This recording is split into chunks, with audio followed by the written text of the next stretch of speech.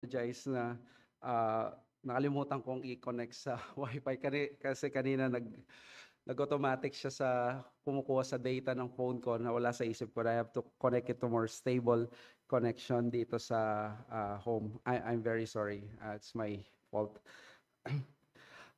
Anyway, inaayos na po ang ating, Sunday school. I'll be needing yung PowerPoint. Again, I want like to express yung aking, appreciation sa opportunity na 'to na makapunta.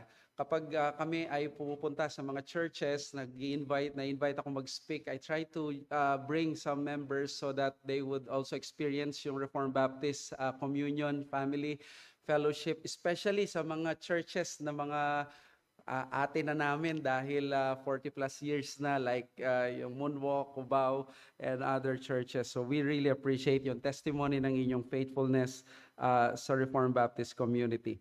Anyway, sa ating pag-aaralan ngayon, uh, I, uh, I thought of a message or lesson na I heard si Pastor ay nagturo din sa inyo ng Baptist history dito sa Pilipinas, locally. So, ako naman, what I'm trying to do is I'll be teaching yung history ng Reformed Baptist. Have you ever wondered kung saan nanggaling ang mga Reformed Baptist? Ano yung pinanggalingang church? This is the Reformation Month. That's why I would like to give to you itong lesson about the Jacob Latroff Jesse Church or the JLJ Church, hindi po JIL Church, JLJ Church, the progenitor of the Reformed Baptist line. Gusto kong gamiting introduction, yung nangyaring historic moment sa Papa at sa Hari ng Inglaterra. For the very first time in 500 years after the Reformation, nakitang nananalangin ang Roman Pope at ang King ng England. At alam nyo, very historic ito. In fact, marami ang kumokontra. May mga boses nga na nagsasabi dapat mag-abdicate na itong si King Charles sa kanyang title. Kasi hindi ang title ng King ng England, hindi lamang siya King ng England, but also he is the Fides Defensor ng Church of England. In other words, he is the defender of the faith ng Anglican Church. Siya yung pinaka-head din ng Church ng England at nakita ng iba na as a compromise ito. Makikita natin napakaraming mga cases na ganito na ang iniwan at binatikos na nakitang nagkamaling iglesia ng Catholic Church ay binabalikan maging ng mga anak ng mga reformers. At ang dahilan dito is because many of us are becoming ignorant of our history. Ang aim ko ngayon ay ibalik natin ang sarili natin, not sa history lamang ng Reformation, but yung Reformation among Baptist churches.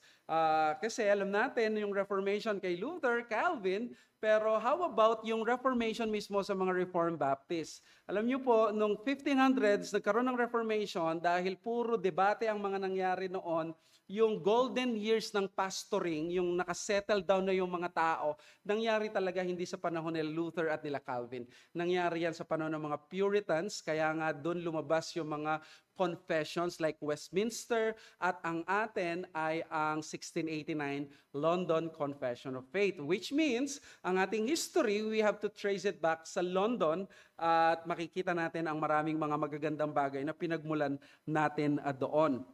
So, ang ating tinitingnan dito is from Jeremiah 6:6, sabi doon, "Thus says the Lord, stand by the roads and look and ask for the ancient paths where the good way is, and walk in it and find rest for your souls. But they said, we will not walk in it." Even yung mga Old Covenant people sa Israel, sinasabi ng Panginoon, maganda bumalik tayo doon sa lakarin na binigay ng Diyos noon at alalahanin natin yon. Even sa panahon ni Joshua, it's good na magbalik tanaw sa as a memorial doon sa ginawa ng Diyos sa kanila. If we do not remember our past, we will be lost sa ating lalakarin sa future. Our past is actually a reminiscing of the wonderful works of God. At yan ang gusto natin gawin, not only sa Reformation ng nila Calvin at nila Luther, which is yung Reformation na we are indebted, but also sa mga Baptist. Ang tanong dito is, so sino yung true forefathers ng mga Reformed Baptist?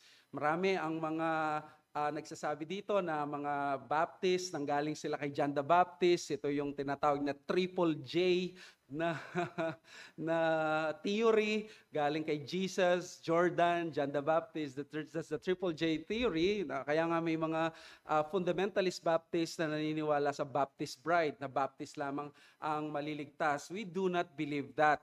Well, ang kasaysayan ay meron tinatawag na particular at general Baptist. Alam niyo yung general at particular, galing yan sa word na particular redemption. So may mga Baptist na naniniwala sa Calvinism, which is the particular redemption or the limited atonement. May mga Baptist na naniniwala sa Arminianism. So may mga Arminian Baptist, may mga Calvinist Baptist. Sa katotohanan, sa history, ay makikita natin mga kapatid,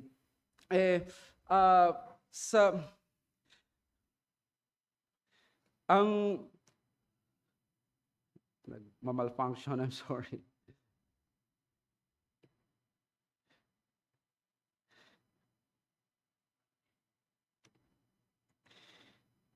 Ayan, so, makikita natin dyan, ang mga forefathers natin, makikita natin, they were actually taken from the church's first three pastors, ang JLJ Church, na si Henry Jacob, si John Latroff, at si Henry Jesse. Ikukwento ko ng mabilis ang kanilang story dyan.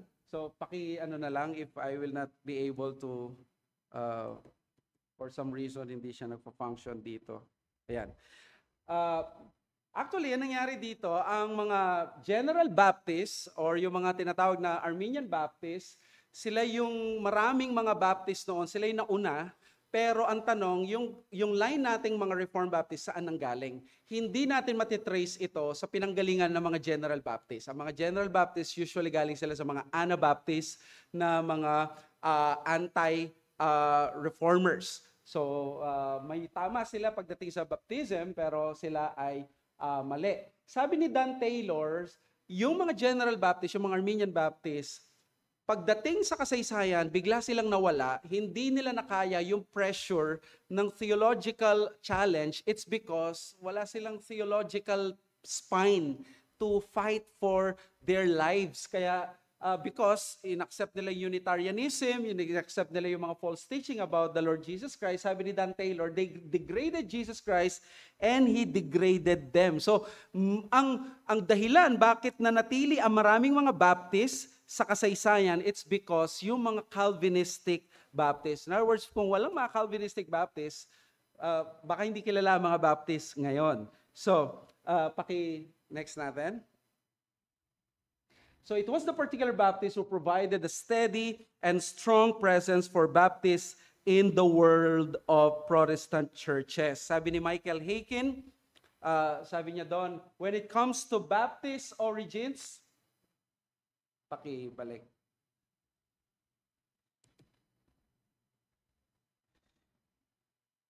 It usually operates. Doon kay Michael Haykin.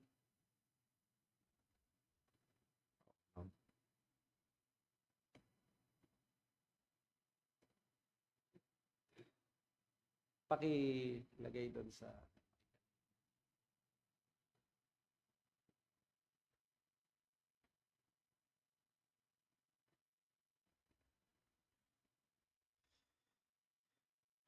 So if it's okay with you, I will just get my manuscript here and directly, I hope na paki-follow na lang, Kuya Roden, if you can, pasensya na po kayo. It is entirely my fault here. Ayan, so, pakisundan na lang because kung ano yung nandito yan dyan sa PowerPoint.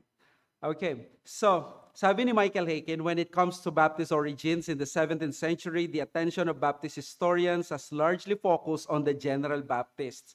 It is the Calvinistic Baptists who, though they appear on the scene of history later than the general Baptists, are more important for the ongoing stream of Baptist history. So, the particular Baptists, na-recover nila yung baptism as the testimony of Christ's death, burial, and resurrection, while the general Baptists, kontento na sila na ang baptism sa kanila ay outward washing lang. So in other words, hindi sila ganun kalalim sa doctrine ng baptism. So hindi sila na-involved sa maraming mga theological conversations. Kaya ang mga particular Baptist talaga, sila yung nagbigay ng buhay at presensya sa mga Baptist sa kasaysayan ng 1600s. In fact, the particular Baptists in 1640s discovered that baptism is strictly by immersion only, while the general Baptists hanggang noon, no 1640s, naniniwala pa rin sila sa sprinkling at pouring.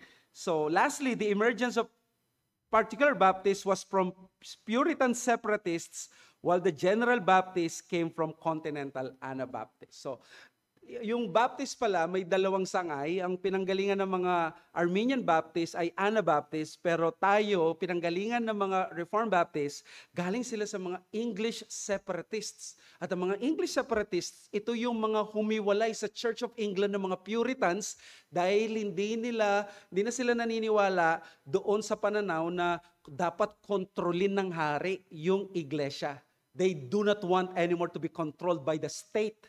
Okay? So, the particular Baptists, now known as Reformed Baptists, are the true Baptist heirs of the Reformation. So, may wing pala ng mga Baptists na galing sa Anabaptist na hindi galing sa Reformation. May wing ng mga Baptists na galing sa Reformation at yun yung wing natin.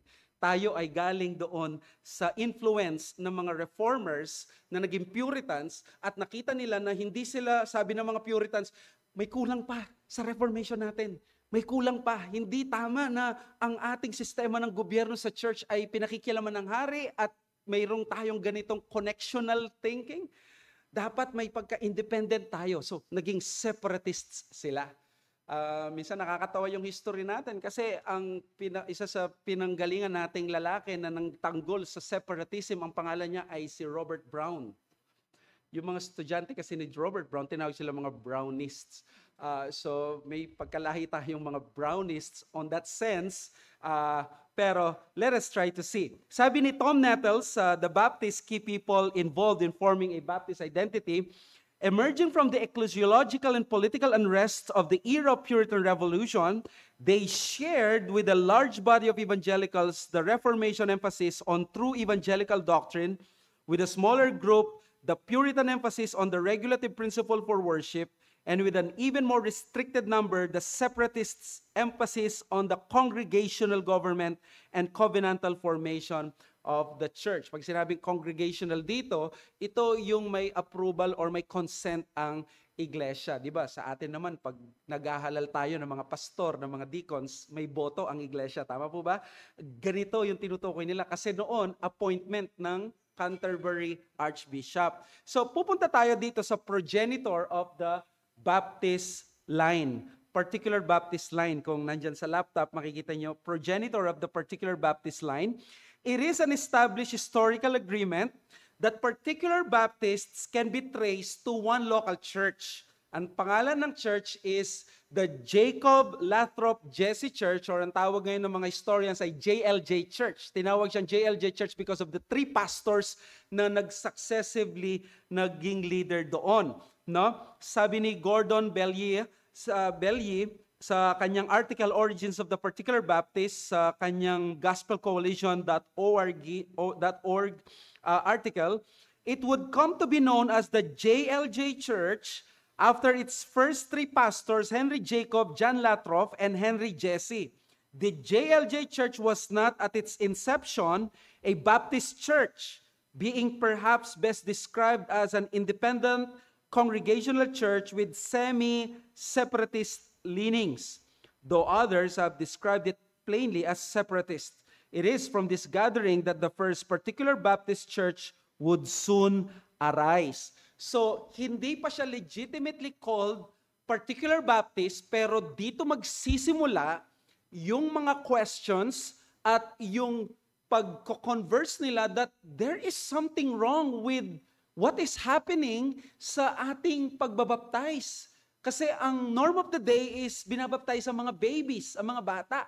So dito magkakaroon ng mga Q&A, ng mga conversation hanggang lalabas yung mga iba from the JLJ Church at doon magsisimula yung first particular Baptist na ang tawag natin ngayon mga Reformed Baptist. Sino nag-influence sa kanila? They were influenced by separatists as early as 1599 at 1610. Meron ng pangalan ay Francis John Robinson. Pero skip na natin yun. But the JLJ Church identity was more of a congregational church and did not yet practice believers' baptism when it started. Mga kapatid, baka i-criticize natin, no? Bakit congregational sila at tinitingilan natin sila ngayon? Huwag tayo masyado magmadali kasi ang katotohanan minsan gradual siyang nadidiscover dahil nga sa error na bumalot na sa Europa noon. So unti-unti na nilang nadidiscover. Ito yung tinatawag na logical end ng Reformation. Nung pinako ni Martin Luther, yung 95 Theses, hindi nila alam na ang magiging effect nito pala ay widespread. It will really catch the whole Europe into a great storm, not only affecting their spiritual and religious life, but also their ethical standards. Na kapag tayo pala ay justification by faith alone, tayo pala ay sa harap ng Diyos ay by faith. Ibig sabihin, walang mataas sa lalaki at mataas sa babae. Ibig sabihin pala, mali yung pananaw ng mga tinatawag na pater potestas na ang powerful lang ay lalaki. So nagkaroon ngayon ng tinatawag na equality in sense na may halaga din ng mga babae sa society. Although may role sa church at merong role sa family na distinct. So, nakikita nyo yung effect ng Reformation. Pagdating ng 1600s, ang effect naman, kung tayo ay niligtas ng Diyos by faith alone, hindi pala pwedeng tawaging Kristiyano yung bata na hindi pa sumampalataya. Kahit anak siya ng mananampalataya. So, unti-unti na silang lumiliwanag yung kanilang mga isipan.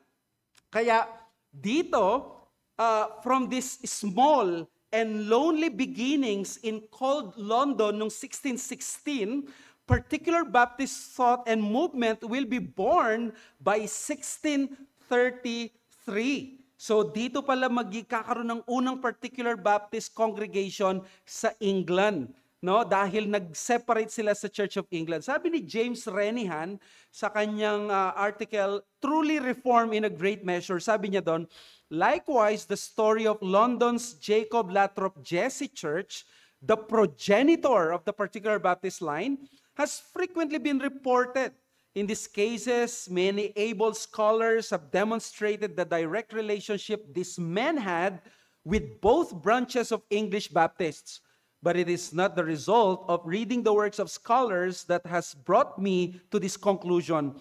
Rather, it is wide reading in the 17th century primary sources that convinces me of this point. So sabi ng isang storied na Reformed Baptist historian na si James Renihan, ang pinanggalingan talaga natin ng progenitor talaga natin is the JLJ Church na nag-result sa isang particular Baptist because of these three pastors na nag-separate sa Church of England. Now, mga kapatid, nakakatuwa to kasi sabi ni Nick Needham, isang historian, ang sweet kernel ng Reformation nangyari sa English Reformation. Di ba may tinatawag na German Reformation sa panahon ni Luther, mayroong Swiss Reformation nila Calvin at nila Zwingli. Tapos pagdating sa England noong 1630s, dahil gusto lang i-divorce ni King Henry VIII, yung kanyang asawa, si Catherine of Aragon, para kay Anne Boleyn, ang nangyari is nag-separate sila, pero ang England is actually the sweet kernel of the Reformation dahil sa English Reformation lumabas sa mga great confessions. Yung mga Puritans na gustong ituloy-tuloy ang Reformation, di sila nakontento sa Reformation ni Calvin at ni Luther, sila yung nagpatuloy. At ang mga Baptist, sabi nila, ops, kulang pa ang mga Reformation ninyo sa Church of England. Hindi pa siya ganun ka-pure kailangan pa natin na at nakita nila hindi biblical itong system ng kanilang ecclesiology na ang Church of England may control sa mga churches like yung Archbishop ng Canterbury. Nabalitaan niyo siguro for the very first time na in-appoint bilang Bishop ng Canterbury ay isang babae. Nabalitaan niyo po 'yon? So ngayon ang head ng Church of England na kung saan namumuno si King Charles ay isang babae. So they have departed from their history. So now let's proceed kay Henry Jacob. Punta tayo kay Henry Jacob. Si Henry Jacob, siya yung first pastor of like-minded Christians who congregated themselves into a church in London in 1616. So, ikwento ko lang pong mabilis, no, paano sila nagkaroon ng ganito. Noong 1616, yung unang pastor, umalis siya sa Church of England at sabi niya, mali ito, so hayaan niyo ako na magtayo ako ng sarili ko. So, nag-gather sila yung lahat ng ngayon. Dahil may separatist leaning siya, he notably did not want to disfellowship from Puritans who chose to stay in the Church of England. Di ba may mga Puritans po na nagstay sa Church of England? Di ba yung mga non-conformist, tapos may mga nagstay. Kaya si John Bunyan, di ba nakulong dahil wala siyang lisensya sa pangangaral, di siya binigyan ng lisensya. Ganito noon, pag wala kang lisensya from the Church of England, ikaw ay outlaw, ikaw ay kriminal. So siya, nag-separate siya, pero sabi niya, makifellowship pa rin ako sa mga pastors na okay, yung mga Puritans. Sabi ni Anthony Shute, Nathan Finn at si Michael Haykin sa book nila, what is clear, however, is that Jacob's congregation was determined not to cut itself off from all fellowship with the Puritans in the Church of England. Unlike the separatists, Jacob and his congregation believed true congregations existed within the Church of England. Thus, it was not wrong to continue fellowshipping with them where this did not involve countenancing with Jacob's congregation regarded as definite error. So, nakipag-fellowship pa siya sa mga Puritans doon, pero the state church expectedly treated Jacob as a separatist body. Tinawag sila mga idolaters kasi ay lumiwalay kayo sa amin, illegal na mga Christians kayo ngayon. Dinenounce kasi nila yung state church as false. Yung concept ng state church. Tayo sa Pilipinas at mga Reformed Baptist ngayon, di ba? Napakasama at negative na ng state church sa atin. Kumbaga, tayo, naturuan na. Nakita na natin yung unbiblical doctrine ng state church na kung ano yung desisyon ng presidente natin o ng hari natin, siya yung masusunod sa church. We cannot fathom that because of our autonomy as Baptists. But there was a time na hindi pa familiar sila sa ganitong concept ng mga Baptist ecclesiology. Kaya sa kanila, nagsisimula pa lang sila na, nga, no, something is wrong when the king has the power for state affairs. So sa kanila, inano nila yon. Kaya in their statement of faith, attendance at local parishes was permissible as long as hindi sila nag-a-assent sa turo ng Church of England. Pero alam nyo nangyari, the point here is yung harassment at persecution forced Jacob to flee to the New World. So, nagsimula yung local church sa 1616, pero dahil pinersecute sila ng Church of England, napilitan si Pastor Jacob, sumama sa Mayflower, sumama sa Pilgrim Fathers, pumunta siya sa Virginia noong 1622. So, the question is, sinong papalit sa kanya? So, dito napapasok yung ikalawa, si John Latrobe. Si John Latrobe, o sa mga ibang historians ay John Latorf, mas familiar ako sa John Latrobe. As successor of Jacob, Latrobe became the second pastor of the church where there would be split because of the growing issue on infant baptism. Tignan niyo yung succession, no? Sa first church, si Henry Jacob, ang question pa lang ay state church. At yung infant baptism, konting chatter. Kasi infant baptizers ang mga tao noon. Pero dito kay John Latrobe, ang maganda sa kanya, may humility ang pastor na to, na pabayaan niyang magkaroon ng conversation pagdating sa infant baptism. Na baka unbiblical ito. So ganun ang nangyari. Two groups amicably separated from them to form separatist congregation. So si John Latrobe, sabi niya ganito, hindi pa ako sold out dyan, pero naiintindihan ko, nagigets ko na baka, oo nga, may tama kayo na ang infant baptism ay mali. Hindi siya popular noon. So, ang ginawa ni John Latrobe, pinabayaan niyang mag-separate yung mga members na yon sa kanila. Nagtayo sila ng separatist congregation na sabi nila, we reject infant baptism. So, ang ating church ngayon na JL pa lang, JL Church pa lang, ay isang infant baptism congregation pa, no? Mr. Latrop, sabi ni Gordon Belia, came into a situation that was as unstable theologically as it was dangerous physically. The JLJ Church wrestled with matters which were bound to arise from their efforts to maintain an independent yet still friendly stance toward the established church. During Latrop's ministry, several people or more extreme separatist views came into the church. This theological difference combined with the danger inherent into the growing size of the church, which made common worship increasingly risky, led to a number of splits in the church in the 1630s. Now, may tanong dito. Nag-lead bala sa mga splits ang church na ito kasi nag-flock ang mga tao? Ewan ko kung kay Pastor Rene, bilang pastor, pag nagkakaroon ng di ba masakit sa kalooban natin yung nag-i-split tayo, pero sa kanya parang okay lang. Alam niyo ho bakit? Kasi illegal sila. Kapag maraming umaattend, kinakabahan yung pastor. Ako yung mahuhuli. So, mas okay sa kanila yung maliliit ang mga churches. So, nung dumami ang mga members at may mga question about infant baptism, about ganito, hinayaan na lang nila John Latrop, much better na yan, at least tahimik tayo kasi kapag nag-gather tayo ng marami, illegal tayo, baka mahuli tayo at tayo ay i-persecute. Pero isa sa mga umalis ay si Samuel Eaton, who questioned the legitimacy of infant baptism by Anglican ministers na naka-receive ng further baptism noong 1633. So nasa 1630s na tayo.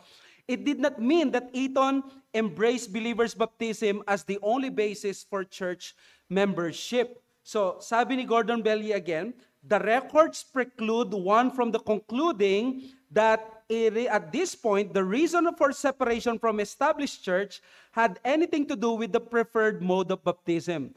Whether this rebaptism was motivated by a rejection of infant baptism itself or merely that baptism as administered unworthily by the Church of England is not clear.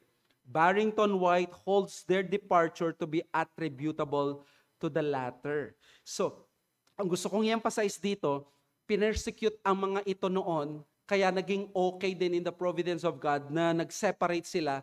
So yung JLJ Church, infant baptism pa rin ang kanilang doctrine, pero ina-allow na nila ngayon na magkaroon ng question regarding infant baptism.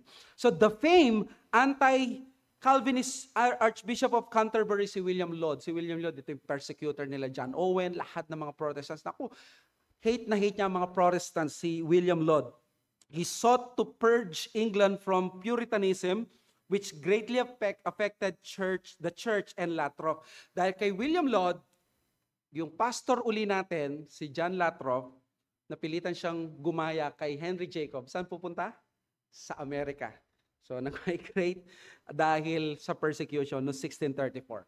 Dito papasok yung pangatlo nating pastor, si Henry Jesse. At dito magkakaroon na ng very evident na particular Baptist line. Si Henry Jesse, ni-replace niya si Latrobe, became the third pastor of the JLJ Church in 1637. Baka nagtatanong kayo, bakit wala silang confession of faith? Bakit ganun? Why? 1637 po ito. Ni ang Westminster Confession ay 1646 and 1647. Tama? Ang atin ay 1644, tapos 1689. So ito pa lang yung mga simula nila nun. So masaya pa lang sila na nagkaroon ng Reformation, dinidiscover pa lang nila yung mga doctrines, pero yung Church of England, kinamkam na sila, so nakikita na nila yung mali sa Church of England. So si Henry Jesse, ni-replace niya si Latrobe, pero itong si Henry Jesse, kakaiba siya sa tatlo. Siya ay educated sa Cambridge in the early 1620s, Puritan na siya. So in other words, maalam siya, theologian siya. He was ordained as an Anglican priest no 1626, pero nakita niya parang may mali sa liturgy ng Church of England. And then, this brought him to the Jacob Latrobe Church in 1635, at nung nag-worship siya doon, naging member siya doon, 2 years later, naging pastor si Henry Jesse. At si Henry Jesse ay naging Irenic student. In other words, siya ay isang parang theologian. Mahilig siya sa pakikipag-debate at pakikipag-nag-aaral. inuphold niya yung Jacobite tradition. Yung Jacobite tradition ay yung position na pwede ako makifellowship sa mga ministers ng Church of England kahit disagree ako sa Church of England dahil mga Puritans ang mga yon. So, the point here is that a controversy on infant baptism erupted after a year of Jesse's pastorate. So, kailan nagpastor si Jesse? 1637. So, after a year, 1638, nagkaroon na ng controversy sa infant baptism. Pakinggan niyo po ito sa manuscript ni William Kiffen. Mr. Thomas Wilson, Mr. Penn, and H. Penn, and three more being convinced that baptism was not for infants, but professed believers joined with Mr. John Spilsbury, the church's favor being desired therein. So, I mentioned the name John Spilsbury. Sino nakakilala po kay John Spilsbury? Si John Spilsbury, siya ang nagtayo sa history ng isa sa mga naunang particular Baptist churches na ngayon kilala natin na Reformed Baptist Church. So si John Spilsbury was a cobbler, member ng JLJ Church, pero nakita niya mali ang infant baptism at dito ma-establish yung very first church na in-identify as First Particular Baptist Church. Basahin ko yung sabi ni Michael Haykin. Sabi ni Michael Haykin next. Sabi niya dyan, the particular Baptists were Calvinists noted for their belief that Christ died to save a particular elect people. Spilsbury wrote a number of small works that reveal his Calvinistic convictions. For example, in God's Ordinance, the Saint's Privilege, Spilsbury argued that Christ had not presented to his fathers justice as satisfaction for the sins of all men, but only for the sins of that do or shall believe in him, which are his elect only. Mga kapatid, mahalaga itong particular Baptist stream na ito kasi nung panahon na to may mga General or Arminian Baptist. Marami sila pero nasan sila? Hindi mo sila matagpuan sa conversation kasi ininfest na sila ng Unitarianism, na si Christ ay hindi Diyos. Ganun nag-suffer sila. Bakit? Hindi sila doctrinal eh. Diba? Wala silang ganoon na theological spine and protection. Kaya dito nililinaw nila ang mga Baptist, mas malapit pa ang particular Baptist sa mga Presbyterians. Mas malapit pa tayo sa mga Reformed Presbyterians kaysa sa mga Baptist na mga Arminians. Napansin niyo po ba? Mas makikinig kayo kay R.C. Sproul, tama po ba? Mas makikinig kayo sa mga kay Sinclair Ferguson kaysa sa mga Arminian na Baptist. Pareho kayong Baptist, pero di mo siya pinapakinggan. Mas pinapakinggan mo ay si Sinclair Ferguson, si R.C. Sproul, yung mga great men natin na alam natin mali sila sa infant baptism nila, yet marami tayong pagkakatulad sa soteriology at sa marami pang mga bagay. Now, puntahan natin ang First Particular Baptist Church. Dahil kung may pupunta sa inyo ng London, I would like to challenge you or to encourage you, why not pay a visit sa isang church sa London? Sa Spilsbury Church, ang Spilsbury Church nag-start sa Wapping, London noong 1638 where they grew to 300 attendees by the 60s, 70s. It survived through the centuries. Si Ernest Cavan, isang kilalang Baptist, isang kilalang Reformed Baptist pastor, author, naging pastor siya dito. It's still a thriving church today located in Walthamstow, London, under the name Grace Church Walthamstow, pastored by a Whale Akinro Gundy, isang immigrant from Africa. Ayan, yung Grace Church Walthamstow, ang website niya, you can search that sa internet, at nakalagay sa church description, makikita ninyo, Grace Church Walthamstow, London is replant and closed down the Church Hill Baptist Church, formerly known as Wapping Baptist Church, established in 1633. So, yan yung church down in Spilsbury, their first pastor. Our church is the old Reformed Baptist Church in London. Okay? So, this is our history. At nag-multiply ang mga Reformed Baptist Church, but we can trace our history kahit pa paano dito sa ating kasaysayan. So the Kiffen manuscript revealed that Spilsbury and his group were convinced of believer baptism after they raised their validity against pedobaptism. ang maganda dito, instead na alienation, di ba, kapag si Spilsbury, sabi niya sa kanyang pastor, mali po yung infant baptism, Pastor Jesse. Ang ginawa nila Henry Jesse, kaysa nag-away sila, nag-aral sila, oo nga, no, parang may point ka. So, ang ginawa nila, pero infant baptism ang mga members pa dito, pero parang may point ka. So, sige, hayaan ka namin, pero we can still have fellowship para patuloy natin na pag-aralan ang bagay na ito. In fact, may mga joint worship services sila, si Spilsbury at yung pinanggalingan church, the JLJ Church. Si Barry White, there were no high walls of bitterness, sabi niya, even the withdrawals are recorded as brotherly. Something that is a blessing, di ba? Sabi ni Anthony Shute, Finn, at ni Haken, the Spilsbury congregation, which was probably little larger than a small house church when it began, maintained a good relationship with its mother church. There is evidence of joint gatherings for prayer, and members of the Spilsbury congregation continued to attend meetings at the Jacob Lathrop Jesse Church. Napakagandang halimbawa nito sa atin. Knowing our Reformed Baptist community, di ba, napakaliit lang, na darating yung mga panahon that the Lord would really move into our hearts at, di ba, these are our brethren and these are our fellow people sa community natin. So, nakita nyo, from Church of England, nagkaroon silang separatist congregation, pero yung separatist congregation ay infant baptism pa rin, pero may mga members na nag-question, tama ba yung infant baptism? So, nagkaroon ng debate at nagkaroon ng mga conversations at nakita nila, mali ang infant baptism. Let's establish ngayon isang Reformed Church, soteriological Calvinist, pero hindi na siya sa Church of England, pero may moving pa, may extension pa. Hindi na siya maganda na umalis sa Church of England, pero hindi rin siya separatist. Hindi rin siya infant baptizer. So what do you call now a church?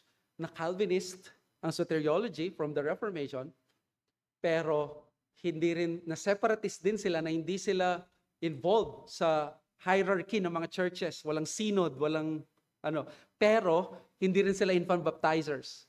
Anong tawag nyo sa mga churches na yon? Calvinist, hindi sila member ng hierarchy ng mga churches, pero hindi rin sila infant baptizers. Yun yung mga Calvinistic Baptist, particular Baptist. Sa panahon natin ngayon, Reformed Baptist. Reformed tayo soteriologically, pero ang ecclesiology natin ay Baptist. Di ba? Walang pwedeng pumuntang pastor dito at sasabihin niya, I have the power over your pastor. I have the power over you. Hindi. We believe in the autonomy of the local church. Na yung pastor na nirecognize ng local church na ito, siya ang shepherd ng Panginoong Yesus dito. Siya ang under shepherd. So, walang power sa taas, no? Na nakikita natin. So, let's proceed sa recovery ng credo baptism. Can we just proceed sa application because of the time? Dahil gusto ko lang ipakita sana doon na ang mga particular Baptists, nagkaroon sila ng paglago sa church because na-recover yung credo baptism, na yung infant baptism ni-reject, na ang church nagiging member ka by faith alone in Christ alone, at kailangan mo ng iglesia na magbabaptize sa'yo upon a credible profession of faith. No? Gusto ko lang kasi nilagpasan ko po. May nagpastor kasi sa kanila nung 1640, yung JLJ Church, kinontinue. May lumabas ang pangalan ng isang pastor, kilala nyo sa history ng Baptist history, si Praise God Barebone, kilala nyo. Yung mga Puritans doon, mahilig sila magbigay ng pangalan, nakakaiba. Diba? Praise God Barebone. Ang pangalan niya ay Praise God. Yun yung, ewan ko kung may mga ganun tayo ngayon na mga names, no? I hope wala. Pero dito, nakadebate ng mga Baptist, sila William Kiffin, Benjamin Cox, kasama kadebate nila yung si Edmund Calamy na isang infant baptism, at sobrang negative sila, pinersecute sila. Sobrang kawawa ang mga Reformed Baptist o mga particular Baptist. Kasi una, hindi tayo tanggap as Reformed. Bakit nyo tinatawag na Reformed kayo? Hindi naman kayo nagbabaptize ng bata. tawag daw dapat sa atin mga particular Baptist because we cannot own the word reform because of our rejection of infant baptism. Ako naman naniniwala ako sa pangalan sa words ni Sam Waldron. Sabi ni Sam Waldron, you are making a mountain, anong tawag doon? Mole mountain out of a mole, yung molehill, out of a mole, gumagawa ka ng malaking issue sa maliit na bagay. Hindi ang infant baptism ang nagde-determine ng pagiging reform. Kaya, sabi ni Sam Waldron, it's good to wear the name reform. In fact, sabi ni James Renihan,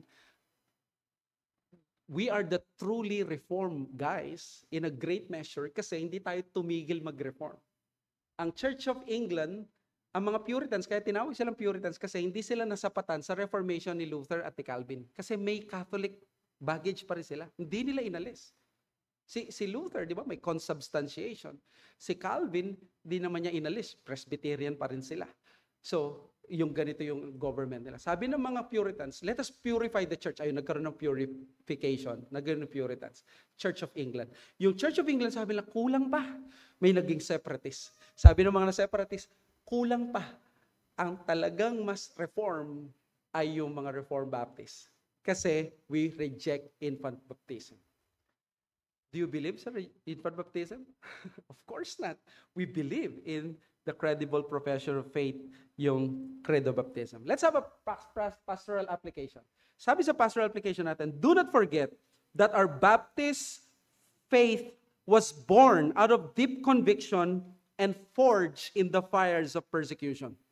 Sana alalahanin natin, no, yung Baptist faith po natin, hindi ito binigay lang sa atin ng parang in a silver platter. Actually, bunga ito ng deep conviction na lumayo sa isang church na nag-a-apostatize at na-forge sa persecution. Illegal ang tawag sa kanila. Kaya nga si John Bunyan, di ba, meron tayong Pilgrim's Progress kasi sinulat niya yon sa kulungan. Because of the persecution, hindi siya ini-issuean ng license na mag-preach. They were not afraid to be ostracized. They were not afraid to be defunded and treated the lonely and tread the lonely path for the sake of their conviction of the truth. Alam niyo po ba ang mga Reformed Baptists, ang mga particular Baptists, sabi ni Michael Haykin, muntik na silang maging, sabi ni Andrew Fuller, muntik na silang maging dunghill of society noong 1700s, yung tinatawag na long 1800s, long 18th century ng England. You know why? Because ang mga particular Baptists nagkaroon ng fatigue. Bakit? Illegal sila. Wala silang funding ng state. Kung mapansin mo, mga Baptist churches, wala silang mga cathedrals. Tama po ba? Pag may nakita kang church ng Baptist, most likely, yan hindi kumpleto ang building, sira-sira. Bakit? Kasi walang funding. Ang church nyo po, I don't think na fina-fund yan ng state o ng isang church na malaki. You're funding yourself. Yan ang isang price of autonomy. Lagi ko sinasabi yan sa amin. The price of autonomy is we will always be poor compared to those centralized churches like Iglesia ni Cristo, like the Catholic Church. But we like this. You know why? Walang politics. Diba? Kung ako ang pastor, I will be faithful sa inyo. Hindi ako pinapasweldo ng nasa taas na magiging faithful ako sa kanya at meron lang siyang power na kunin ako kung kailan niya gusto. Di ba? Hindi ganon ang autonomy natin. So, itong bagay na to, they were not afraid to be defunded for the sake of the conviction of truth. They were willing to suffer and die for the faith no matter how unpopular it was. So, ang point dito, let us cherish our Baptist heritage by being faithful to the Lord and to the church. He has providentially given you. Kung ikaw ay member ng isang Reformed Baptist Church, thank the Lord and then serve the Lord with gladness. Pagbutihin mo yung ministry mo. Kasi yung mga naunang Reformed Baptist na katulad mo, dugot pawis. Nagwo-worship sila, hindi nila alam kung makukulong sila after that. Sila ay kailangan pang masaya sila kapag may storm, may snow sa England para makapag-gather sila para alam nila walang huli. Ganon ang naranasan ng mga forefathers natin. So, pag nandito ka sa isang Reformed Baptist Church, aim for the nourishment of your soul and growth in holiness as provided through the means of grace in the church. Di ba? Meron kayong prayer meeting, meron kayong Sunday worship, sulitin natin. Ito yung pinamana sa atin ng mga Reformed Baptist at particular Baptist forefathers natin. Do not simply be passive, but actively flourish in the ministry of the church. Bakit ka pa nagpamiyembro kung wala kang interest na lumago? Bakit ka pa naging member ng isang particular Baptist kung wala kang desire na mag-flourish? So, wherever you are, saan ka member ngayon? If you are a member of a church, especially if you are a Reformed Baptist, thank the Lord, serve the Lord well. Nang sa gayon, makita mo yung binikwit sa atin na legacy ng ating mga forefathers is a blessing. And then number 2, Irenic spirit is not a hindrance to the health of the church and the propagation of the gospel, but on the contrary, it cultivates them. Di ba minsan, nakikita natin yung imbalance ngayon sa mga reformers at sa mga modern nagre-reform, lalo na sa social media. We cannot deny, no? May mga magagandang points yung nakikita natin, maaral sila, maganda yung pag-aaral. I'm really aiming ng patuloy tayo mag-aral. Pero what is lacking minsan? Minsan lacking yung humility natin, lacking yung ganitong pagkakaroon natin ng heart for the ministry. Hindi dapat maging false dichotomy ito eh. Dapat hindi ito magkahiwalay, dapat magkasama ito. Kasi ganoon na nangyari sa ating JLJ Church. When the validity of infant baptism became an issue, si Henry Jesse, inalaw niya na magkaroon ng conversation sa loob ng church about believers' baptism. At lumabas kung ano yung tunay na teaching with growing theological maturity. Sila John Spilsbury, nakita nila, naku, false ang infant baptism. Though they maintain open membership, pero yung relationship nila naging friendly at patuloy silang nag-aral. Basahin ko lang yung sabi ni John Swett, no, the Rise, Decline, and Renewal of the English Particular Baptist. Sabi niya, Henry's Irenic spirit allowed him to both recognize and support the Spirit's work in other gospel churches. What is important to note here is the Irenic soil from which the particular Baptist churches spring. The fires of persecution that scorched the particular Baptists brought forth within their midst the precious stone of an Irenic spirit. The General Baptists began with schism and hostility, claiming that only General Baptists were true Christians, but the particular Baptists began with an Irenic spirit of unity coupled with their biblical convictions. By 1688, the particular Baptists in the British Isles had 250 to 300 churches. Punta ka sa Pilipinas ngayon, ang dami na ng mga particular or Reformed Baptist. So the point here, dito ako mag-e-end as it is already time. Reformation flourished in church where there is both ecclesiastical autonomy and pastoral humility. Ang gusto natin ay ecclesiastical autonomy. Ayaw natin ng hari na magdidikta sa atin. Pero ang gusto rin natin na uri ng Reformation is may humility. Gusto natin nag-aaral tayo pero may pagpapakumbaba. Both sa members at sa pastor. Nang sa gayon patuloy tayo nag-aaral, patuloy din tayo na mas na-cherish ang spiritual life ng iglesia. Kung meron ako na pinagpapasalamatan sa Diyos sa JLJ Church, knowing my history ngayon about particular Baptist, is this, na both yung mga nasa loob ng church at yung kanilang pastor, they fostered the same humility. Both they respected each other, they continued yung conversation na yon, they sat down and then they talk about infant baptism and nakita natin lumabas yung pananaw na iyon at nagkaroon ng bunga nun na ipanganak ang First Particular Baptist Church under John Spilsbury ng 1633. So salamat sa Diyos sa kasaysayan natin na sana sa Reformation Month na to na October, lalo tayo maging mapagpasalamat sa ating kasaysayan. Malayo na ang nilakbay natin, nasa Pilipinas na, inabutan na tayo ng ganito. Ang dami nating mga experiences sa mga dati nating churches at ganito. But I want to emphasize, kung ikaw ay member ngayon ng Reformed Baptist Church, you have a blessed heritage. Thank the Lord for it by being faithful to the Lord and loving your church and serving God with an intent to be active and to flourish where God has put you providentially. Okay, so sorry, 10 o'clock na po. Kailangan na ng end. Di ako nagkaroon ng, di ko na nailagay yung time for Q&A, but Let us pray. Father, thank you so much for allowing us to look back noong 1600s. Nakita namin yung JLJ Church, ang pinagmulan ng mga Reformed Baptist. Salamat sa ganitong nakita naming example sa kanila that they love the truth enough na ipaglaban nila ito kahit pa sila ay humiwalay sa false church. But Lord, when they became that in the true church na nandun na sila, hindi na sila nagkaroon ng ganong pananaw. Alam nila, hindi na ito apostate church. Hindi na ito basta aalis lamang or magkakaroon ng ganitong paghiwalay. They talked with one another, they conversed, and they had both humility and they had always yung ganong blessing na nakita nilang patuloy yung katotohanan and they were able to serve you in clear conscience.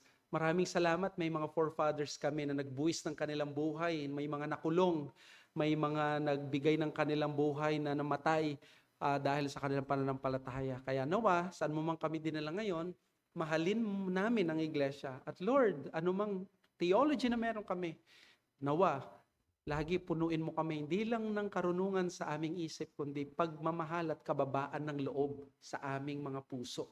Ito ang isang bagay na nakita namin bakit naipanganak ang First Particular Baptist Church, ang Reformed Baptist Church, because there were those people who became humble enough to have these things. Maraming salamat, Panginoon. Patuloy mong pagpalain, hindi lang ang mga iglesia namin, kundi ang movement ng Reformed Baptist sa buong mundo, hindi lang dito sa Pilipinas. Ito po ang aming samot dalangin sa pangalan ng Panginoong Hesus. Amen.